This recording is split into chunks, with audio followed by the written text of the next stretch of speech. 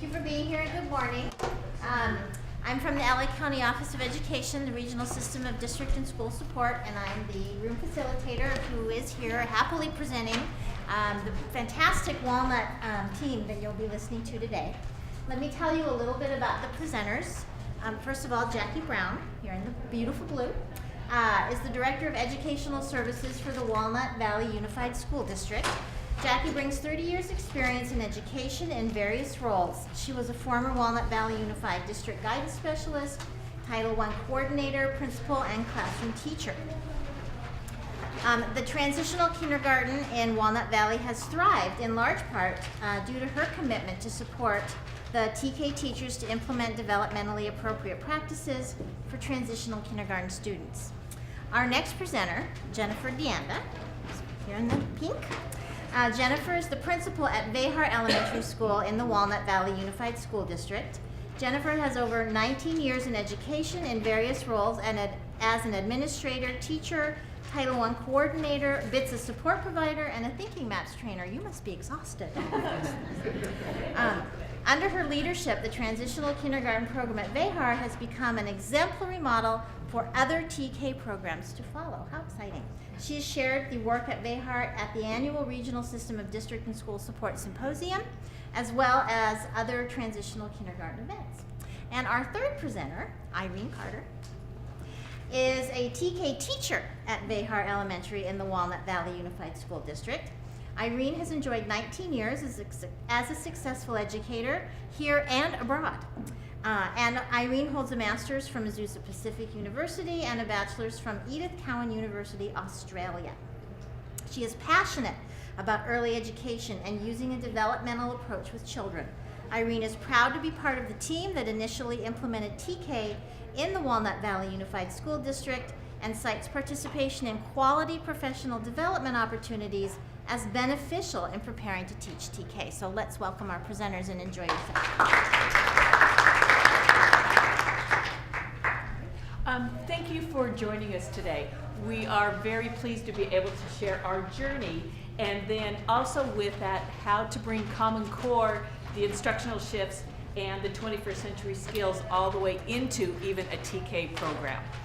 I just want to go ahead and clarify and just ask how many teachers are here, if you don't mind raising your hand. Oh, good. How many principals?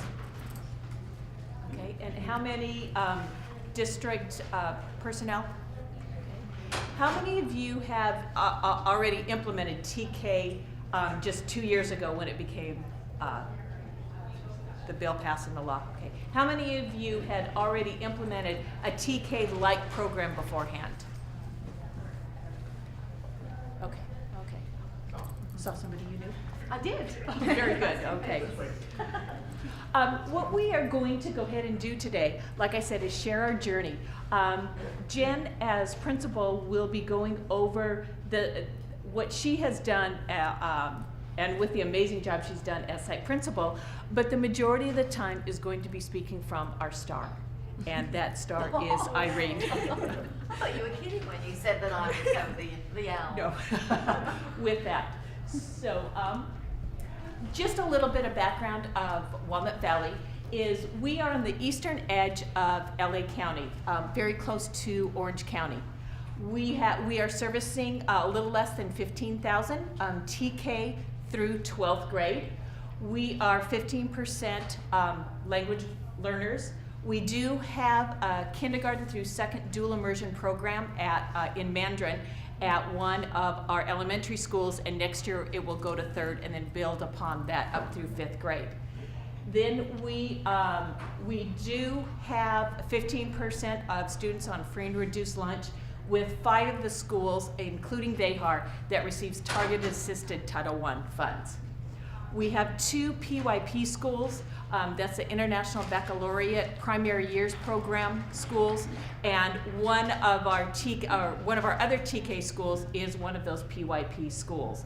And so what's been nice is they are really the catalyst in that bridge for our transformation to Common Core with their expertise of the inquiry-based classrooms. We do have 2 high schools. They're both IB. Our graduation rate is very high. We still, our Asian population, Hispanic and white, as you can see, 9% special ed. Does this mean that we don't have kids that we still have an achievement gap? Yes, we do. And what it is taken for our teachers and our administration working with our teachers is how are we servicing all of our kids? And TK has been a wonderful way to go ahead and set that foundation.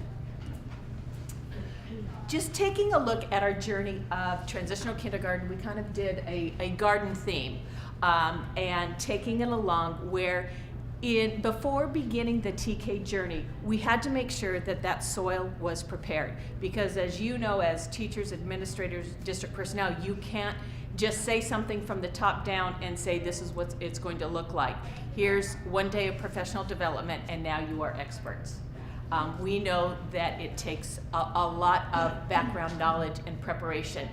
And so what we did is we really looked into the TK program. We went to different workshops that LACO had. We also went to some Orange County information events with TK. And not that this goes in any order, so please excuse the order of this. We collaborated with our kindergarten teachers as well as principals in looking to see what our kindergarten teachers wanted. Because again, it was that bridge between preschool and kindergarten that Pat so eloquently put. We wanted to make sure that we were meeting the needs of what our kindergarten teachers wanted in the TK program. Myself, along with principals and along with those prospective TK teachers, went on observations. We went to different classes in different districts to see what it looked like, because those of you that have implemented TK and have it at your sites, you know that TK can look very different depending on the site or the district, depending on the philosophy. And so we really targeted our visits to looking for those developmental TK programs, not so much academic in pushing the kindergarten curriculum down. With those observations, those continue still to this day because that's important, the power of observing. We also gave the Transitional Kindergarten Planning Guide through LACO and Orange County, and really took a look at that, at what the implementation process should be, and then tweaked it to what we knew would work for our clientele and our district. We did a lot of PR with the district and parents. That first year, we held 5 parent information days and evenings because with many parents, they did not understand TK. They thought it was a waste of time. They thought it was another year of preschool. Their child already knew how to read and write and do math, or they were the tallest one in the room or the biggest feet, and they didn't need TK. And so again, that education was so important for our parents. Our principals of the TK schools did a great job also in following up with those personal parent contacts to help them know exactly what TK, the job of TK was supposed to be. And Jen, do you want to go ahead and add to that? In adding to this, I would just say that the most important thing that we did was really look at our personnel. The research that we read about, the LACO trainings, the Orange County trainings, all shared with us that the teachers needed to be developmentally minded. And so the team of principals getting together at this point, not knowing which site was going to house it, who was going to staff it, we really talked about our kindergarten, first grade teaching staff to say, who can we staff this with that really believes in this philosophy. And we were lucky that we had Mrs. Carter on campus who really truly believes in a developmental approach, and it has been her leadership, although she won't admit it, it has been her leadership that has driven the program to be a developmentally appropriate program which reaches Common Core standards. And we wouldn't have been able to do that with different personnel. So that really has been key to the success. And just one last thing before Irene steps in. What our district did allow us to do, again with the collaboration of principals and teachers, is that the first year, we had it at designated sites. So we have 9 elementary schools, and we started out with 2 TK classrooms, and our parents would have to go ahead and take them to those schools for the first year. We did not provide transportation. And we had so many parents want to do it that we did a 3rd class. So last year, we had 3 TK classes pulling from 9 schools. This year, I thought with it extending to October that we would have 5. And so the planning stages was 5. We ended up having only 3. I don't know in that year why there were so many low bursts. But this year we have 3. Next year, right now, we have almost 4 full classes. And our classes are built to 24 because that's what our contract says. Kindergarten is 24, so that means TK is 24. Thank you. Well, I just want to say how fortunate I feel to be here with these two, and I feel very, very honored. And I would like to be speaking like Pat Wolf without any papers, but I cannot do that because it's new to me. The first thing that we did, my partner and I, who is at Castle Rock, the IB school that Jackie mentioned, got together with these 2 ladies, and we talked about what we needed for the planting of the seeds, and we thought about our teaching philosophies and our beliefs about education as a rule. So, sorry, I need the second time I've used one of these. Planting the seeds, we realize, of course, that primary grades set the foundation for all other grades and also for life. Not only in your basic academic foundational skills, decoding, listening, math, that sort of thing, but also in listening and paying attention to people. Self-regulation, so we realized that was critical. We knew that we did not want our program to be an academic program. We knew we wanted it to be social, emotional, and that is what we feel the task or goal, if you like, of TK is. So we looked into CSEFEL, Vanderbilt University. We looked at their definition of what they said successful students and adults as well had. And it was these things: to be able to form close and secure relationships with adults and peers, experience, regulate, and express emotions in society, but not just the emotions, their behavior as well. Those skills. Explore the environment and learn in the context of family, community, and culture. So we knew that we wanted everything to be connected and not that connectivity, I suppose, that Dr. Wolf was talking about. All primary teachers, I think, want their classrooms to be warm and safe and welcoming, where kiddies can take risk, and you read it in all the textbooks. But truly, it's important for TK, so that was one of our key issues. Coming from an EISS background, and that's through Orange County, we realized the importance of the whole child. So we knew that when we had our basic philosophies, we wanted to make sure that we were considering their physical development, and not just their fitness, but did they sleep? Did they have a good breakfast? Are they nutritionally sound? We also thought about things like their auditory discrimination, their visual discrimination, their visual memory, all those things that children have to have if they're going to be successful learners. Social emotional, I guess I've talked about that, mainly about self-regulation. Their language, and when we talked about language, we realized we didn't want just their physical speech, but also their vocabulary, the people that they can speak to, in small groups, large groups, and presenting as well, all that sort of thing. Their learning styles, because we all know that people have preferred learning styles. And then last but not least, the academics. And we knew we wanted rigor, but we didn't want it to be overtaking their social emotional focus. Dr. Wolf just told us, and we all know that hands-on, minds-on is the best way to learn. So we knew that our very basic philosophy was going to be that there was going to be a ton of material in our classrooms for the children to manipulate and work with and explore and experiment and play with. And there's just a host of materials. If you've been to my classroom, and a couple of you have, you can see there's not a lot of room to move, and we really need cupboard space. and maybe a second classroom to fit everything, because we have things that are in the classroom and outside. And if I had my druthers, I would have a classroom where the wall opened up, where we would be outside and inside, and there would be a great flow. So every morning when I get to school, I take out the sand barrows, I take outside the painting easel, I take out the water table, I take out the plants, and the same thing in the evening. When I leave, I have to take everything back in. So there's things that have to be outside, and sand and water are a must, we think, in TK, and things that you have to have inside. We realised that parent and family involvement is vital, and we really wanted to include them.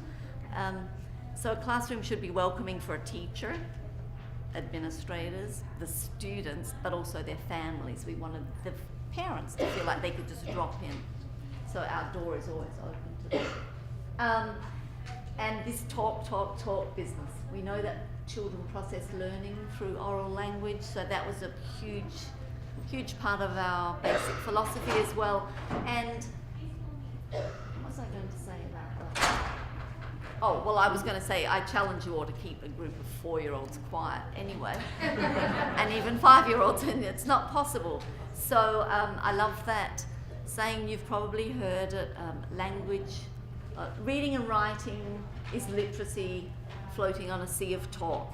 So all day long it is talk in our classroom, but it's intentional talk mostly, or social talk.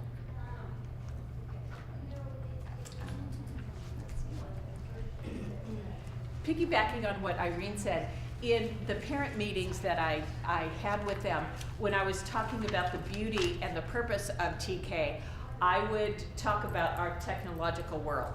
And I would say to them, how many of you wake up in the morning, you're trying to get busy, ready for work, and you turn on the TV, you allow your kids to be on the computer, on their game devices, on your phone, and then they come and eat breakfast. You are speaking to them 5 or 6 times to hurry up and get ready. They get ready, you get in the car, you put the DVD on, and then you drop them off at school, you kiss goodbye and say have a great day. They come back in the car.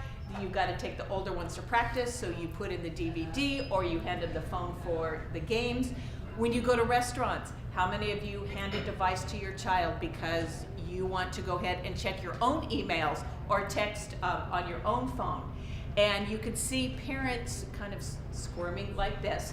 And I said, we're all guilty of that. But I said, the beauty of TK, like Irene said, is the beauty of the oral language.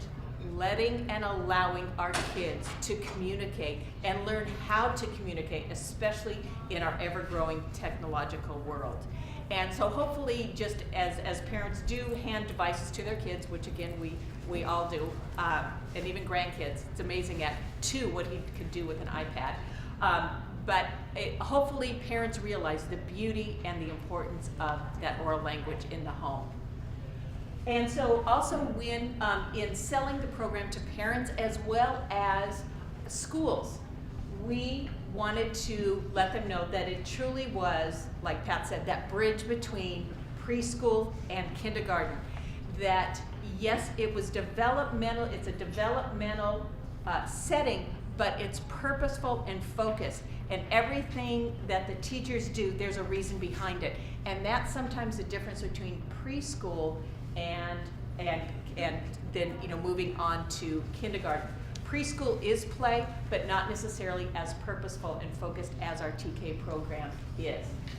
So we did take a look at the preschool standards and along with the Common Core kindergarten standards. So that sea of change of standards, testing, instructional shift came at a perfect time with transitional kindergarten. So we did not even look at the California standards. We only looked at the Common Core.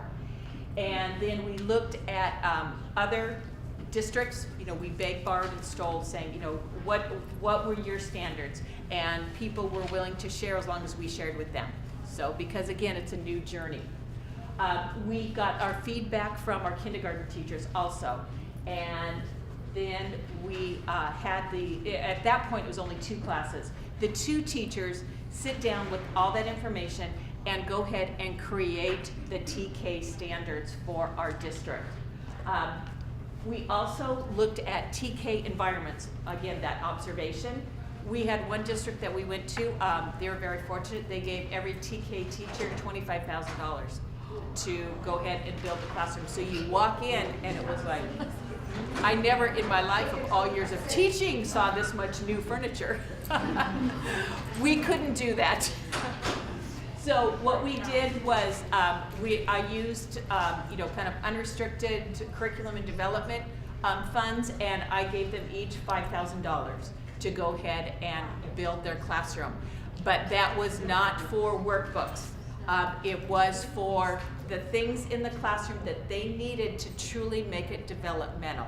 And a lot of it was hands-on, the dress up, the kitchen, supplies, manipulatives, and I do fund a little bit each year. It's not $5,000 with that.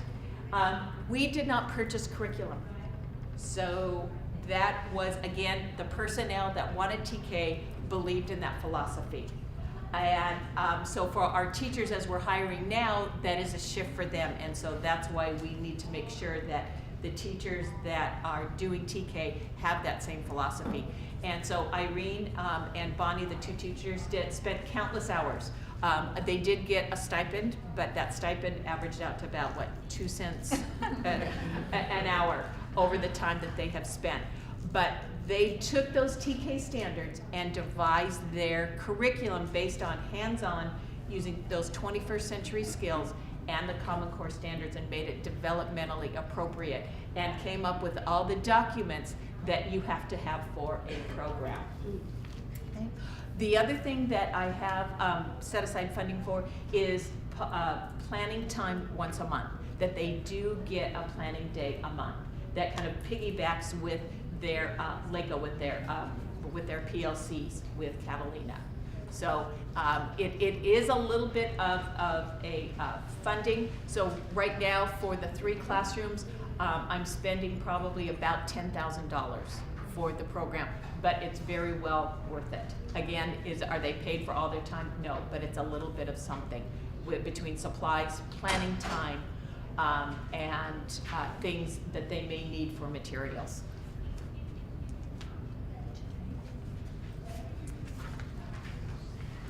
As the site administrator with the TK program, and a site administrator who was not an early childhood specialist, as probably most site administrators aren't, I had to really trust that staff member who was taking on the TK program, which I do, to tell me I need sand. I need to open my door and have sand outside, and I need parents to come in and help with this. Or was you're allocating instructional aids, I need someone at this time because they're going outdoor to discover, and I need to trust her judgment on that and be able to support that. And so that has been a good learning experience for me and a good relationship building, I think, among our staff. The other piece that's interesting is Irene is the only TK student, I'm the TK student, the only TK teacher on our campus, and so she needed to not feel lonely, develop a relationship with the kindergarten teachers, and so that was where the administrator fell into a role as well, as to help to foster that relationship so that she's not an island on her own. And luckily, the way that our geography is in our campus, our floor plan on our campus is, she's right next door to a kinder classroom. They have a shared workspace. They share the playground, and so that wasn't hard to do, but it was intentional. Additionally, when we got TKers on our campus, we discovered, we've got 24 more 4-year-olds on campus. Do we have enough equipment, kindergarten type equipment? Do we have enough noon aid coverage or duty supervision coverage? Because it does require more. Legally, it's still the 100 to 1, but in reality, it does require more support. And so logistically, as a site administrator, I needed to look at schedules, I needed to look at supervision, I needed to look at equipment, and really going back again to trusting her judgment to say these are the things we need. Because not having that early childhood experience, sometimes we look at it as, no, they're fine, just go out and play. And it's not quite like that. I think that's on the right slide. So Another thing that I needed to do was communicate with the school in general about, hey, we've got 4-year-olds on our campus, we've got a new class, we've got talking to parents about it, and one of the unique things we've discovered as well, because we're a magnet site, is many of our parents are there only for that year. They have siblings on another campus. And so, therefore, it's very, very important to get those parents involved in our community and to acknowledge to them, look, we know you're here for 1 year. We know that you have to go do another pickup and another drop off somewhere else. And we acknowledge that, but you are part of our community. We want you here. We invite you in to take part, and we really encourage them to make connections with each other, parent-wise, so that they do feel like they're connected there. We try to get them into our community club, try to get them into activities, and Mrs. Carter also does a great job of having performances and things, because you know, if your kid's gonna sing, you're gonna come to school. If the teacher's just saying come to school to look around, not so much. So Mrs. Carter does a great job of doing that, and that's something else that we've tried to put an emphasis on, of building that community and getting them in for the time that we're here, because all of you with 4-year-olds know how important that parent support and extra adult in the room is, and so we really need those parents there. Also during this stage when we were doing our planning and we were talking about assessment with our administrators, and knowing that it wasn't going to be an academic program, we didn't want academic assessment, so we had seen the MAT, the Maturational Assessment Test, in use in a different school district, and we adopted that and got trained in doing that, the Giselle test. And it's a fabulous test that we give during the summer after we've had a little camp. I'll tell you about that a bit later. But it assesses no academic, well, a little bit of cognition if you like, but social skills, language, and neuromotor skills, and it gives you insight into a few other abilities. So that test can show you a red flag immediately over someone who may have some deficiencies. It also shows you their strengths and maybe areas of weakness that we can work on almost immediately. Yes? You do this the summer before TK or after TK to K? The summer before TK. Well, I'll tell you now, but about 2 weeks before school begins, we have a camp at each site, and the children come between 9 and 11:30. It's very relaxed and casual. We get about 16 of the 24 to come, because the others are out of town or whatever. And we do water play, we do center rotations, have a snack. It's really to get them very comfortable about their environment and me. And at that time we sign them up for a MAT test, because that's a one-on-one test, although one parent or adult has to be there with them. And then we schedule those, and so over the following 3 days, if our camp is Monday, Tuesday, we do the MAT testing Wednesday, Thursday, Friday. And when they come, they're so happy because they've been there before and they know it's been a nice experience. I think it's, sorry. Irene, any student that doesn't come, you pull them in after school those first couple weeks. We do, yes. So everyone gets the assessment. And we don't follow them to the T during the school year, but we certainly refer to them, especially the ones that may have shown us that we need to be a little concerned or to work extra hard with them. So, we also talked about our benchmark assessments, and we tweaked this after the first year of TK. We had tried to do a little mini academic assessment, and then we realized, no, we're not going to do that, so we actually removed the first trimester academic assessment. I don't know how clearly you can see that, but there hasn't been a whole lot of shift, if you like. If we took the preschool standards and the kindergarten Common Core standards and we met halfway, they still need to or can have exposure but not mastery to their alphabet. So these things included alphabet, sound and letter recognition. We changed one thing at the end here, which is naming animals, because we felt it was important part of their language instead of recognizing sight words. Our whole focus is to do things that are appropriate for their age, just as we wouldn't make a newborn walk because they simply can't. A lot of our students cannot read sight words and things like that because physically it's not possible for them. And our other goal, of course, is to make the children feel so good about themselves that they want to keep coming back to school.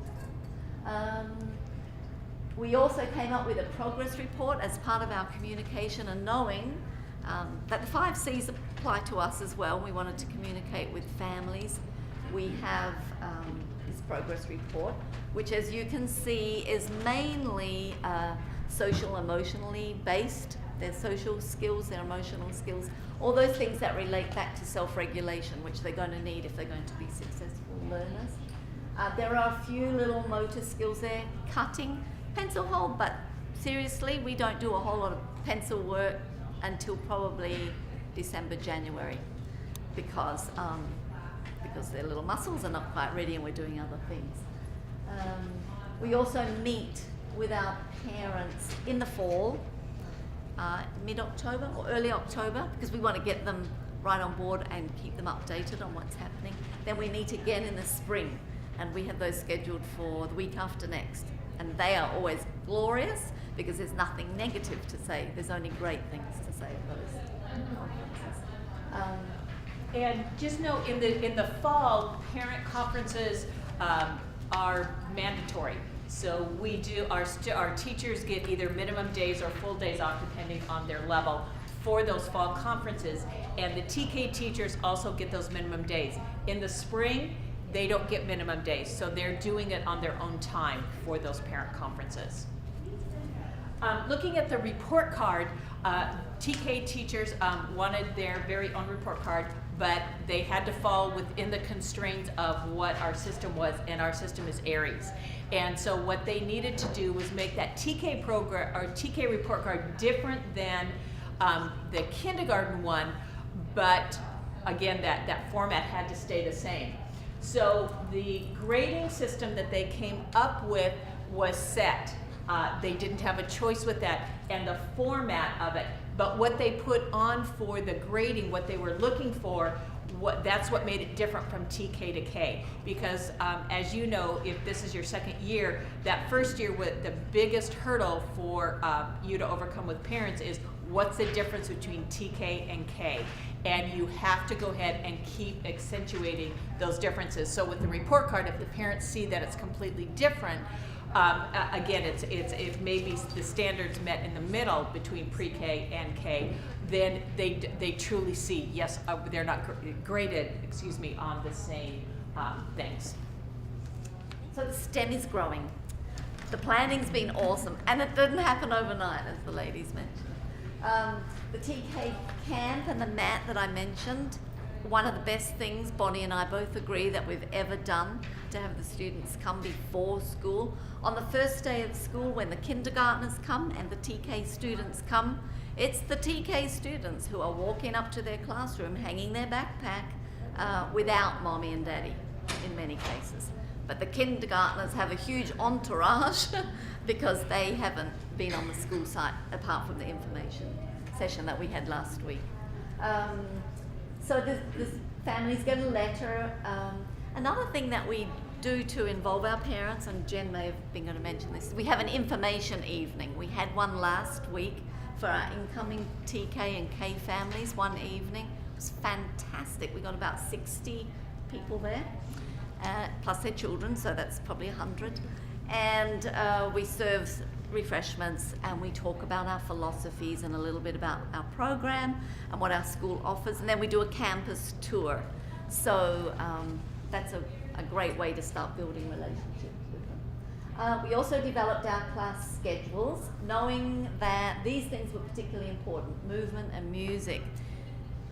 When Jen said that I was the TK student, she's actually a little bit right, because to be a really great TK teacher, not saying that I am, but I'm trying to get there, you have to think like a TK, or you have to think like a little person. What is fun? And then I have to be the adult and think, well, that is fun, but what am I going to use that funness for to intentionally teach? But I have the most amazing set of songs, and my son, who's 17, thinks I'm completely crazy, but that's what it takes to be a TK teacher. You have to sing, you have to dance, you have to crawl or get them to crawl, to do all their actions where they start off as eggs and they hatch out of their eggs or their pupa or whatever to become animals. So, anyway. literacy and numeracy centres, and we knew that we would have a section every day for directed centres. We knew that we had to have a self-select centre time. PE, language experience, computer lab and library do once a week. The computer lab, we're there between 30 and 45 minutes, but being aware of our minds, or children's minds, not really being wired to do a whole lot of technical things, but we don't want them to be, what was that man talking about the other day? You're either a digital outcast, which is the older Digital generation. native. Digital native. Immigrant. Yes. So I need them to be digital They're digital natives. So that's, but children of this age need between 1 and 3 hours of undirected, if you like, non-directed physical play. So we knew that snack recess was going to be important, and it had to be slightly longer than the kindergartners, so we get 30 minutes for our recess. We have the same kind of lunch.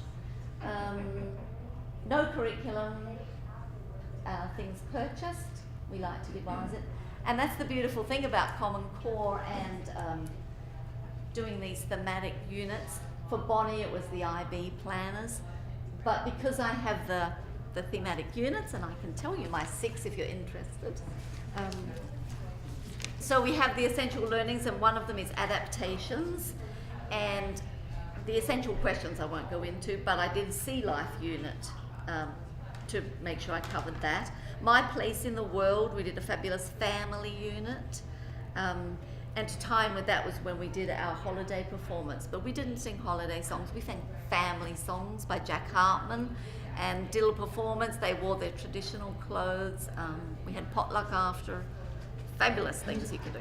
What sustains my life? We got into the solar system and weather.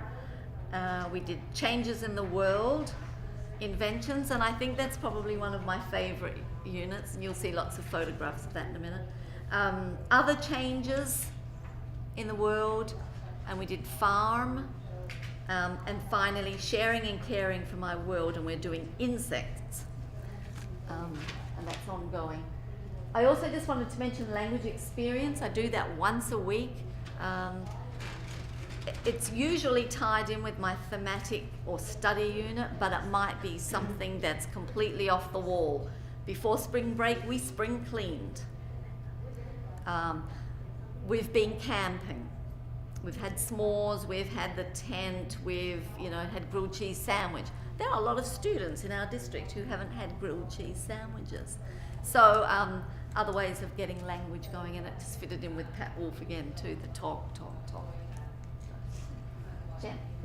Well, and I think we've talked a little bit about building community, and so maybe this slide's a little bit out of order, but we do a welcome letter. So I do your back to school welcome letter to everybody, and then an extra one for our TK families, especially because a lot of them, like I said, are coming from other schools in the district. So to welcome them into the school, and Mrs. Carter does a great job of doing that with her summer TK camp and those days when they come in the summertime. And again, being the site administrator and having to trust that personnel when they're saying, I want to do these days, I want to get these kids in here, here's the value of it, and then looking at, okay, well, I want to compensate you for those days, and so I have to figure out the way to do that. But I have definitely seen the value of it. That first day of school when the kindergartners are crying and they don't want to let go of their parents, and that's kind of your main role at day one is, hey, come on guys, let's go. Parents, they'll be okay. We didn't have as much of that in TK, and of course those are the younger students. And I attribute it completely to the fact that they were there before, and Mrs. Carter provided such a warm welcome and warm environment for them to come into. So now we just have to get our kindergartens to do the same. Yes, we're working on that. Again, I don't know if you can read this schedule very clearly, but in the morning we have our sign-in, our provocation. I'll talk about that a little bit later. The morning greetings. I felt so validated listening to Pat Wolf when she talked about nursery rhymes being the first phonics, because we have a 5-step nursery rhyme sequence that I got from Dr. Allen at a kindergarten conference a few years ago. Our directed centres, the children do 8 directed centres in a week, and then the one day off they don't do centres, they do language experience, whole group.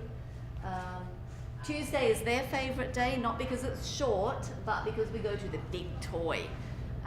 When we do PE, we have a wonderful kindergarten teacher who takes the PE children, but she uses the playground for the kindergartners on one day a week, so we can't use it, and we get to go to the big children's enormous playground.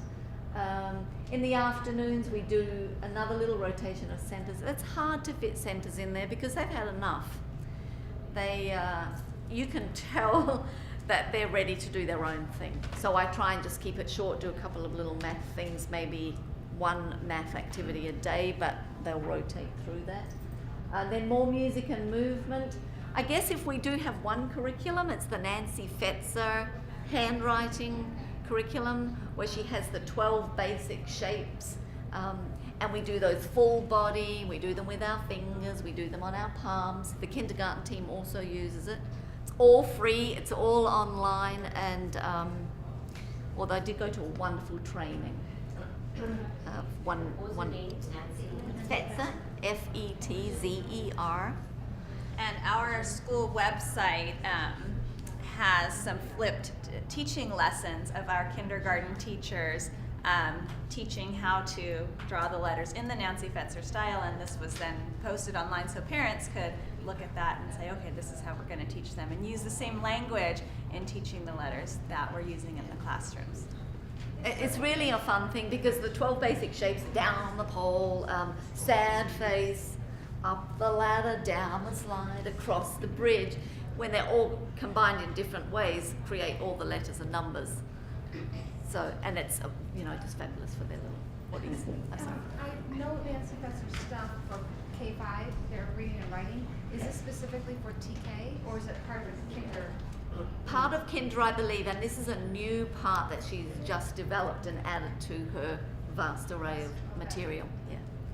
But the one-day training that I did last summer really was very helpful, and that's where she introduced that to us and showed us her videos online where she's doing it, and you can show students. We just think it's more fun if our own teachers do it. And then in the afternoon, of course, is their self-select, and that's so important. We have free flow, though they have to clean up what they're doing, of course, before they go to another activity. It's inside and outside. It's continuing to grow. We need to communicate. Weekly letters home sent via email.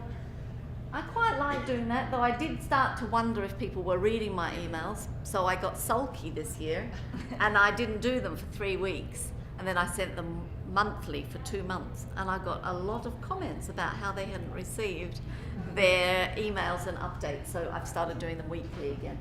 But just a little section on dates of upcoming things. I tell them just a little bit of general news,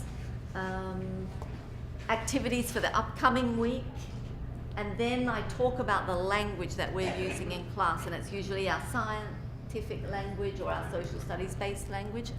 As I said, that's the beauty of Common Core, because you get to plan your units and you start with what language, what vocabulary do I want to use, so I can share that with parents. And then the foundational skills also gets told to the parents. And then if I have any requests, goes on there. Did I forget something on that? Oh, LACO, yes, don't forget that. So, a lot of this success is due to Mrs. Carter's passion and great support at the district, but also due to the support of LACO and the Early Childhood Education PLC grant. From the Catalina, she is our support provider. From her support, she has been able to give us great feedback, great ideas. And when we started, Sarah here was part of that program as well. Their trainings, especially for me as the administrator without that background, really helped to open my eyes. I thought teaching 5th grade was everything, but I soon realized that I was not doing the hard work when I was in the classroom. It's these people who are, and there's such a connection and huge reliance on the early childhood educators to do their job so that the rest of us can take students to that next level. And so that part of this PLC process and the training was huge. It was huge to our implementation. Also, we were able to create a relationship with our neighboring preschool. We are not a district that has a state Head Start program in our school. We have a very small private preschool program in our district, and then we have many surrounding private preschools. And so when we were going out to look for a partner, we thought, well, gosh, this is going to be a challenge because these people are really competing with us. Some of them have private kinders. We want to steal their kinders, and you know, so we thought there's no way that they're going to want to partner with us. And we were wrong, very, very much wrong. They were very happy to come into our schools and learn from us and see the things that we have and that we're doing, and then share with us the things that they're doing. We've had a wonderful relationship with Walnut United Methodist Preschool. We've had people come out like our school psychologist who talk to the entire group about students' behaviors and looking at what triggers a behavior and teaching replacement behaviors, and this really good staff development that now we're seeing from the 3-year-olds that are going there up into our kindergarten teachers in our kindergarten classrooms. They're a huge supporter of us. They advertised our kindergarten information night and sent some families over. They're coming for a field trip. Their preschool class is coming for a field trip over to our school to see our kindergarten. So that competition piece that we were afraid of did not exist. This program really helped to just bring us together into a cohesive unit. So it has been very, very valuable, and we're happy to continue it for many years. So now we're going to go into taking a look at Common Core. And to piggyback on what Jen had said about our preschools and the competition, we, for our TK program, stuck to what the law said of the September 1st through December 2nd. And so we do have parents saying, but you know, they just missed it by a day or two. They're not ready for TK. We take it to its purity. And if there's a child in kindergarten who is not ready through assessments, you know, academic as well as social behavior, and there is room in TK, we have brought them down to the TK. But what we have to be very cognizant of, and I know it might be very shocking to some of you, but we do have a few principals who say, oh, you know what? They're kind of a behavior issue. Let's go ahead and put them in TK. And TK, from the beginning, we said, is not and I hate to phrase it like this, but it is not a dumping ground for behaviors. And so we have really tried to keep that to the purest form. And so when a principal calls to say a child needs to go to TK, I ask why. And if the first thing that they share is, well, they're not ready because they have some behavior concerns, I talk them out of it. So because again, it's not fair to the TK program because that's not what it's meant to be. So we do take it in the pure form. Other districts take anybody who has turned 5, but just because of lack of space, that is what we have done with that. With the sea of change that we all know about between standards, instructional shifts, testing, which our district just finished last week with the SBAC, comes I think the catalyst for that change, which is the 21st century skills. Because we know standards are standards, but it's how you are teaching them. And that has been a shift for everybody. I think it's been the most natural as our teachers are thinking about it in those early years. Because if you look at it, the collaboration, the creativity, the communication, the critical thinking that goes on in kindergarten and has been brought down to TK is just so natural. When we first started really looking at this and it became a district focus, our principals and teachers said, but it's more than just that. It's the focus of the foundation is citizenship, because that's what we want our kids to be, is good citizens in their community of school, but as well as the world. So Walnut did add a 5th C, so of citizenship. And that is the catalyst for change and those instructional shifts. We did attend a workshop by Matt Larson who is a math guru, and if you ever have a chance to see him, he is phenomenal, also funny. And he said that if you can make these three questions part of your classroom mantras, that's when you will really, that's the basis of changing their thought process and your instruction. And so in our workshops of working with our TK through 12 teachers, we do put this up, and we did give posters to every teacher who attended our workshops. So as your kids are giving the answers, even in TK, is to ask them, not on everything, but why, how do you know, and can you explain?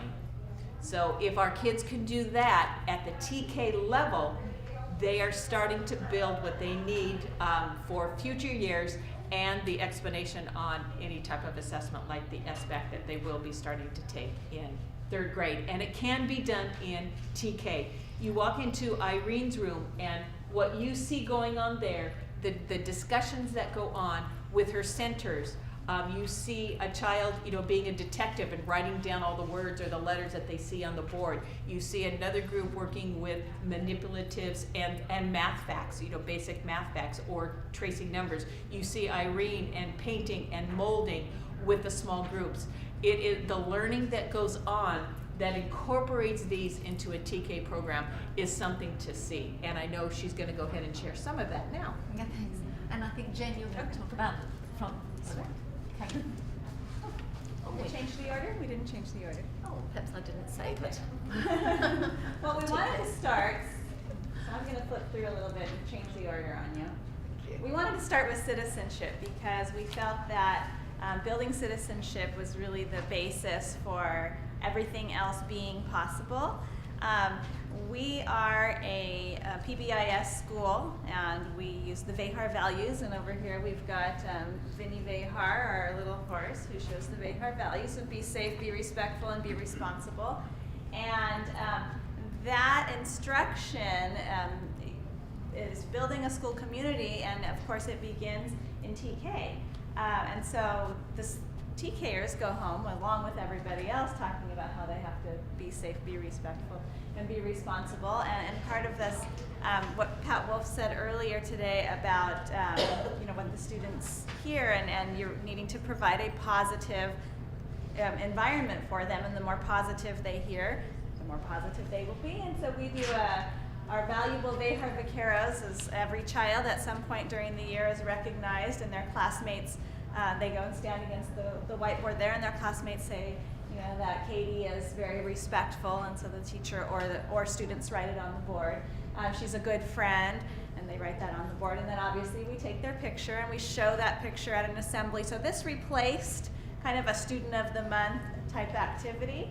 And then the students get to take their picture home. Some teachers email the picture home, but they all get a printed copy of the picture as well. And so this is our school-wide way of recognizing citizenship and recognizing each child for what makes them unique.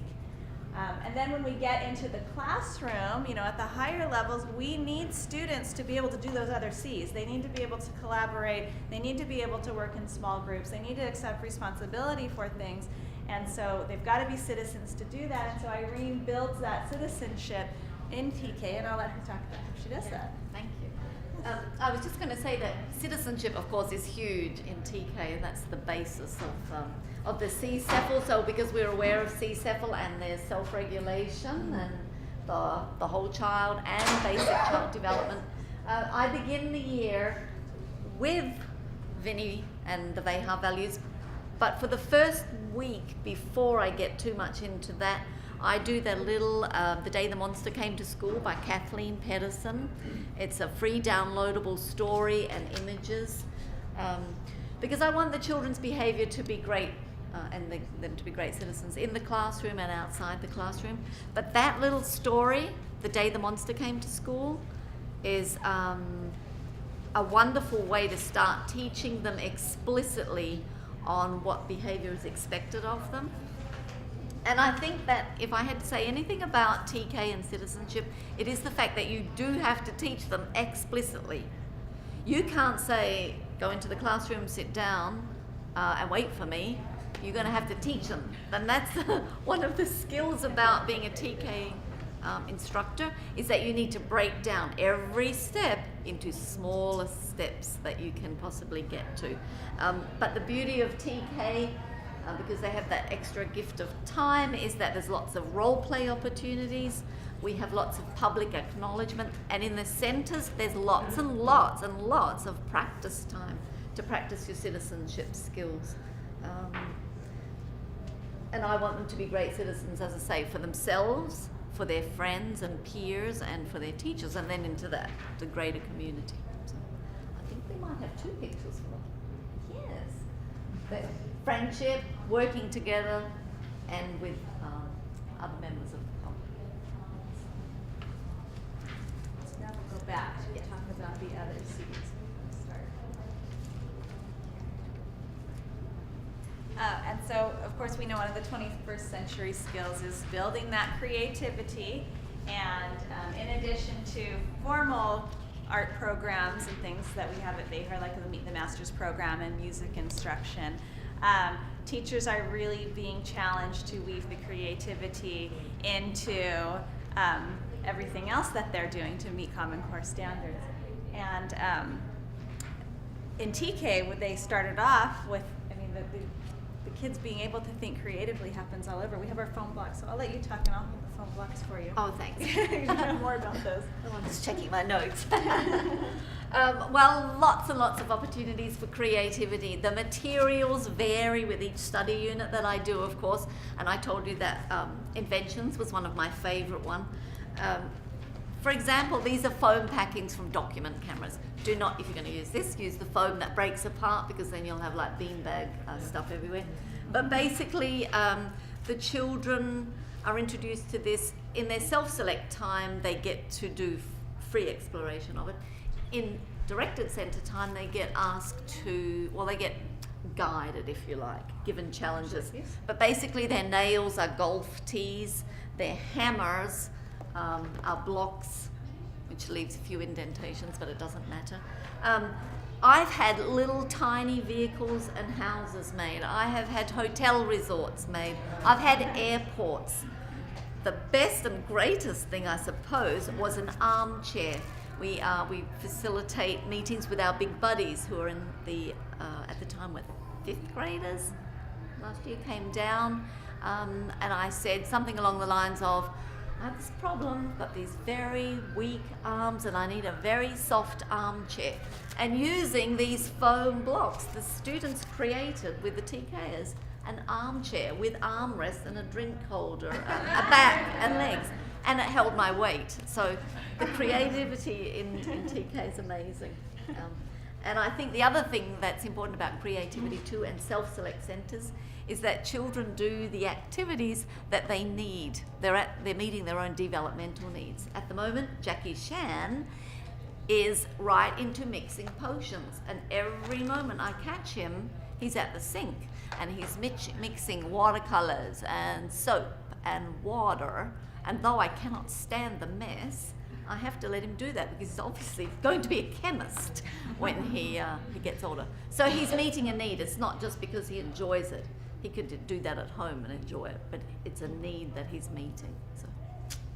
And I can tell you that, I see some eyes in this room even that are like itching to pick these up and the golf tees and build something. And then we have grandpas who come back year after year. Their child is gone up in 4th grade, 5th grade, and they come back every year to TK because they just love this. And so it's a great experience for our children, a great experience to draw in our families, and especially great to get dads and grandpas in, because we do have more moms than dads coming in. In building critical thinking, school-wide, we've got 4th and 5th graders, well, all grades, doing various levels of project-based learning, even in TK doing levels of project-based learning, but really with the goal being that students are looking at a variety of ideas and looking and creating novel, innovative approaches to solving problems, and being able to think outside of the box.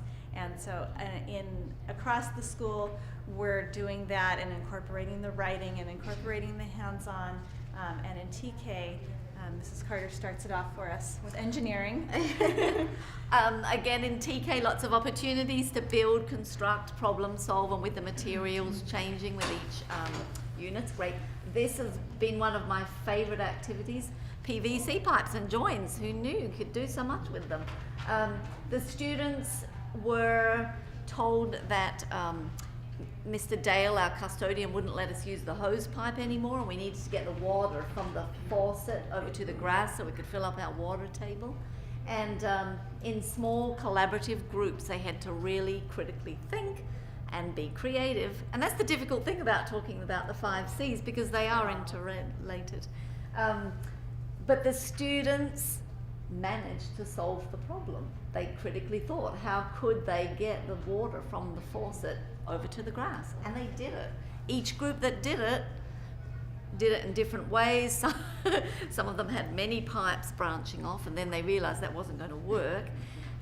One little chappie was the quality control expert, and he walked down and checked every single joint, all on their own. Mm-hmm. And I think the critical thinking comes into other things too. Sorry. Can I tell the funny story though? Sure. That the reason Mr. Dale took the hose away is because when the superintendent came for his first visit to our school as the new superintendent, was it Jackie? No, it was Alex. It was Alex. Alex had the hose and turned it on and started going everywhere. And I'm a new principal with a new superintendent trying to show off my school, and he's getting wet. So Mr. Dale had to take the hose away. And then when our superintendent came back last week, Mrs. Carter says something about, oh, don't worry, there's no water this time. And Alex says, oh, that was me, I did that. And we just got a kick out of it, because in no other grade, in any other classroom, would a kid cop to that, right? And I just said that was when we were young and little. We were 4, and now everybody's 5. And so again, we see as everything is intertwined, we need students to collaborate in order to incorporate Common Core standards. Students need to be working together. We know that's the reason that Common Core came about, was because college and career world saying people couldn't work together. And so Mrs. Carter facilitates that beautifully. Here is Mr. David, our grandpa. He keeps coming back. Yes, for fifth year he's been coming back to us. Wonderful. I just love that photograph. They look like they're so deep in thought. Part of the inventions unit is bringing in broken machines that don't work anymore. Mr. David brings in his safety glasses and box of tools and uses terms that I've never heard of. So it's that vocabulary building. We've pulled apart sewing machines, lots of DVDs and televisions, although we're very, very careful with the televisions. Maybe we don't do those anymore. Printers, telephones. What was I going to say about collaboration? I wanted to share these posters with you because in small groups I'm trying to do more collaboration, and I had done these beautiful charts. I've always done pictorial input charts and coloured them myself, because I do a really nice job of colouring. And then last year, Catalina came and she said, Irene, why don't you let the children colour them? And I said, oh, I guess I could. So they coloured them, and it was very, very difficult for me. I told them they had to use crayons, and I put them up for open house, but I didn't really want them there. So to make up for that, down the bottom I wrote, coloured by, so they knew it wasn't me. And then this year I thought I'll take it a step further. I'm going to do these posters and label them. And in their small groups, they're going to decide what medium they'll use, what colours they'll use, who will do what jobs. And all I did was facilitate and kind of guide them, throw the questions out there. And together they collaborated, and this is the end result. And they are, they smudged some paint. And although it was very hard for me, I had to let go, and I feel better about these than I did the first year when Catalina encouraged that.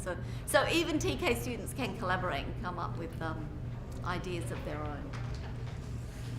And then as far as students communicating, we need school-wide for students to be able to communicate their knowledge with each other, with parents, with community, and then online. One of our site goals is that children will learn how to use an online portfolio. And so we need to start that in TK. We're used to saying starting in kindergarten, now we're starting these things in TK. So kids being able to communicate with each other, that's where citizenship, why we feel it's a precursor, because without that citizenship, you can't communicate effectively. So we need to provide lots of opportunities for that. And Yes, talk. I told you that's all we do, but most of it, as I say, is intentional, except for the socializing parts that they do in the afternoon, and that's intentional in that they're learning their own skills. Antonio and Taryn are in the Ladybug Cafe here, role-playing, but they're communicating. She's clearly communicating her needs. She's placing her order. Antonio's got his shoulders hunched because he's really intensely taking her order. And when you look at the children's spring cleaning and the painting easel, you might think, well, that doesn't look like communication, but it is communication. Who decided who was getting inside? Who decided who was going to take each side of the easel? That was it. I think there's only one photograph, one page, one side, that one.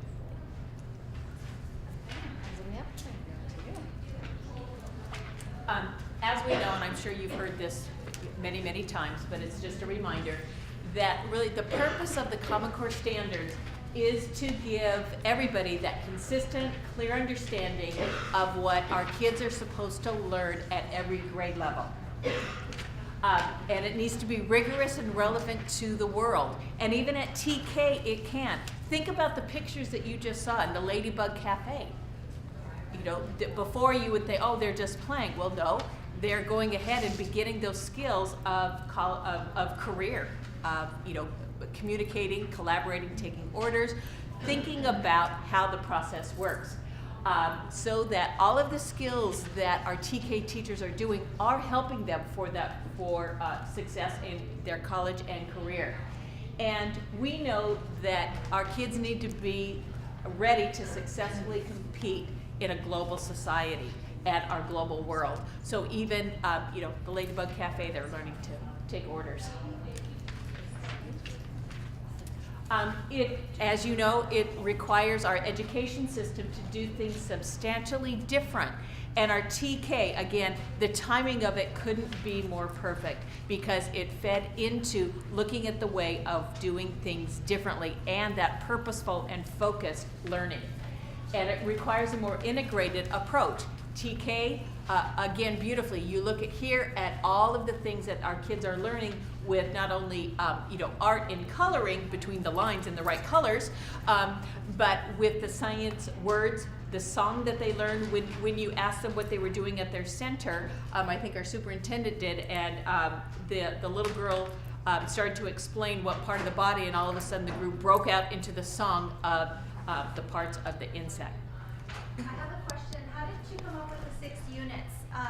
Because I'm assuming you do not use a set curriculum. You develop the units based on, and I heard you say it in essential questions and all that. So my question is, how did you come up with the units that you came up with? Yeah, the interesting thing is that I have certain personal interests. I'm very interested in sea life, for example. So I had those in the back of my mind, and then as a team, we spoke about those overarching essential questions, and then we could find out and figure out where those personal interests would fit in.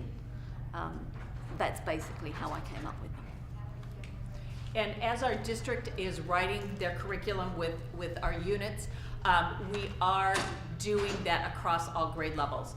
And so they're taking the themes of the social studies and science and coming up with those 5 to 6 units that they're teaching. And we've done a lot with essential questions and that essential learning, and then the summative assessment, and then building everything in between. So we know about the shifts in language arts, and you can hear about the 6 shifts, or they do consolidate it into 3. And it's basically looking at more nonfiction in the classroom, reading and writing, and the evidence that goes along with it, and that practice with complex text. And Irene's going to go ahead and just share what that looks like in a TK classroom. Thanks. I think I just. Well, we do lots of shared reading too with large informational texts. In fact, they seem to enjoy those as much as the fiction texts. I do use a lot of technology in the classroom. BrainPop Junior is an excellent resource because it produces and provides facts, but in a nice, bright and appealing way for children. I also use archive.org because the videos that they have on there are very short, no more than about 45 seconds. So if you want to see a bee up close, sticking its proboscis into the flower, that's the place to go. MSN, great videos. GLAD strategies, I would have to say that preschool GLAD has been one of the greatest trainings I've ever done in terms of applying it into the classroom. And these few things are from that, but my cognitive content dictionary, there's a photograph there. I mean, people can't believe it when my students go home and say, I'm going to be an entomologist. Oh, really? What's that? To a parent, because they don't know what an entomologist is. So the vocabulary that they're learning is phenomenal. The fact that they have little movements to associate with the word and a brief phrase, you know, entomologist, scientist that studies insects. They're going to remember those things, I think, for years to come. We do learning journals where, because of course the children can't write or read too much, it's all talk, but they do get to draw images and then dictate to me. At this time of the year, I've got some who are beginning to write. In fact, last week we did Nancy Fetzer. We did a character and an action. I wanted them to create the sentence. I had one mermaid story, and all the rest were about butterflies or pupas or chrysalis or larvae and caterpillars. It was phenomenal. Instruction through the integrated units of study. I also just wanted to say that part of that is so intentional, and the connections that they make. When we did inventions, we had learned about Thomas Edison, and we had broken open a light bulb and looked at it and all that sort of thing. And then, because we went to the farm last week, I read Mary Had a Little Lamb to them. And then at the end it said something like, Mary Had a Little Lamb was first written in 18 something something, and Thomas Edison made the first phonograph recording.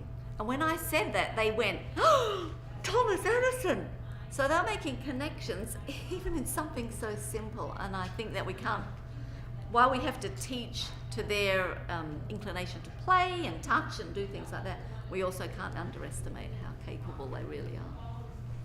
And perfect use of informational text, people, words.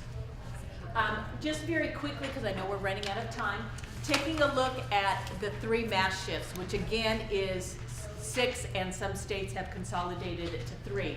But it's really looking at those shifts that it's focusing on the standards, that depth, not breadth. And they say with Common Core standards, there's fewer standards. They're right. In the younger primary grades, there's fewer standards. As you get older, there's really more standards. But luckily in our TKK, first grade, there are fewer, so it allows them to go deeper. And then that coherence. At TK, they're looking at connecting what they learned in preschool to what they have to do in kindergarten. And then that fluency, that application, that repetition, that again, that Pat Wolf talked about. And in the TK classroom, We know textbook, lots of, not even drills really, but lots of singing and chanting, lots of manipulatives that we use, real life application through the Ladybug Cafe. I know I keep harping about insects, it's just because that's the one we're working on right now, but last week for our sorting, we had the sand, and I had buried many objects, about 28 or so plastic insects, and then various other things. So their activity for the math was to relate that to their real life and dig, excavate, extract, and then sort insects, not an insect, and then explain their thinking to me. Why is it not an insect, or why is this an insect? We have a multitude of concrete materials. We also like Math Their Way in the TK team, and Kathy Richardson, and I think we got a great book from, no, it was a math workshops book that we got from LACO, but that's how it is in math in TK. And the next slides are just several pictures showing how we have integrated the Common Core standard and the 5 C's into our practices. And I'm just going to kind of flip through these and then start talking about some of the ahas we had, you know how sometimes you don't realize something till you've lived it? So we had some of those. One of those experiences, and like I said, my talking is not necessarily related to these, but one of the things we experienced was we had 2 special needs students in TK our first year. And these were students who were likely on the autistic spectrum. They had no prior schooling experience. Their parents did not have other children. They were just kind of raised at home, and then their parents sent them to school. And some of the toughest conversations that we had were to gently let those parents know that their children are not quite like other children, and that they really need to be seeing their doctor. There's things that they need to do. Those were hard conversations for parents who didn't know that. They didn't have other kids they didn't know. And then for the teacher and for the administrator, when you've got a child who's got some special needs and maybe he's acting out by hitting his teacher, you know, in a lot of cases, that is appalling, and a teacher is at your door as the principal saying, this kid just hit me, get this kid out of my room. And that's not the case when you have a TK student, or a 4-year-old or a 5-year-old even, who we're trying to figure out what their special needs are and how to accommodate them. And so going through that least restrictive environment was a year-long process, and it is trying, because in a lot of cases in older grades, you can say, okay, we're going to test this kid, we're going to get him into a special day class.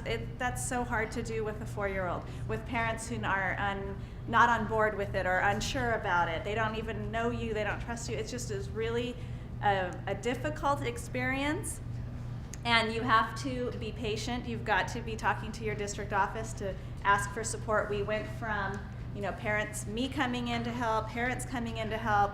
Okay, let's try a one-on-one aid, or let's try an aid kind of standing back. Now let's try a one-on-one aid, and eventually by the end of the year, saying next year we recommend a placement in a special day type classroom. But it took the full year to do that, and that was something that we didn't know going in. We have to, as teachers, kind of prep ourselves for it. The special education identification process is going to take longer when they're younger. That was one of the things that was like, we didn't know this until we lived it. The other thing was Irene that first year was having a birthday party, I don't know, like every day from September to December. And we needed more birthday crowns, and we needed more birthday cupcakes, and we just didn't know that was going to happen, and that was another Irene, do you want to share some of your ahas? Yes, but the nice part is there were no birthdays in January through May. The spring break miracle is the rule according to Bonnie. You know, often kindergartners, if you've taught kindergarten, when they come back from winter break, they seem to have just grown and they've matured.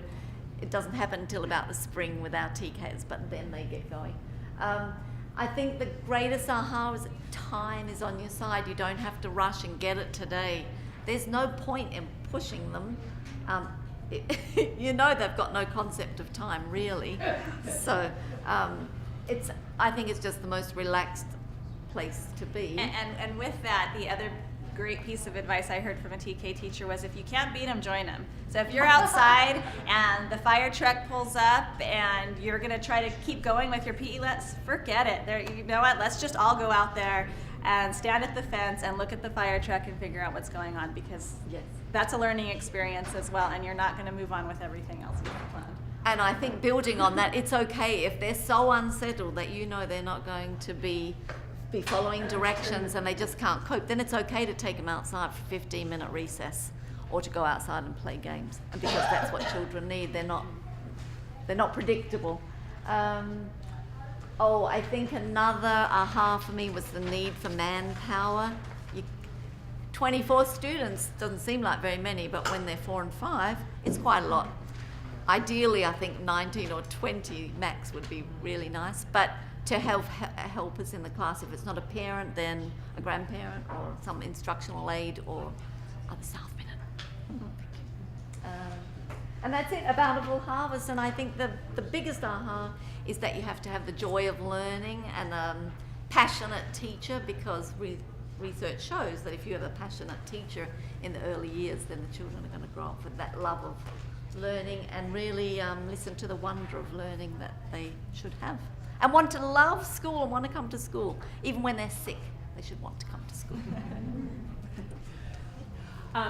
We did last year, and we will be doing this year, a parent survey.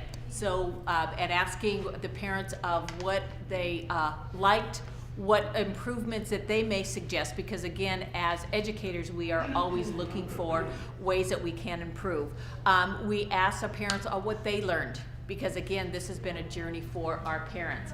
And then our teachers looked at last year's results and then looked to see how they could tweak this year's program. We will be monitoring our TK students. So now they're in kindergarten, the next year first. The difficulty with having it at just specified sites is that, you know, maybe 4 go to this room, 2 go to this room at that school, so we don't have that consistency. We do have the new school that we have next year coming in. Right now they have 19 registered of their own. And so that's really going to be a telltale sign, and the kindergarten teachers, and seeing that growth. What it did do was create change for our kindergarten teachers, because we do have a few developmental kindergarten teachers, and if our kids are coming in ready to learn, they have to differentiate the classroom. They can't start out with those skills that TK did. And then we will be continuing with LACO with the PLCs, and then our own PLC groups. And you can read these quotes here. The anecdotal evidence that I want to share with you are parents who initially came in saying, you know, my child's ready for kindergarten, they don't need this program, they need to go to kindergarten. And through actually these ladies kind of selling things and us also sticking to the law, they stayed in the TK program. And at the end of the year, and then now into their next year, they talk about what a benefit it was and how they are really relieved that they made this choice and they know that it was the right choice.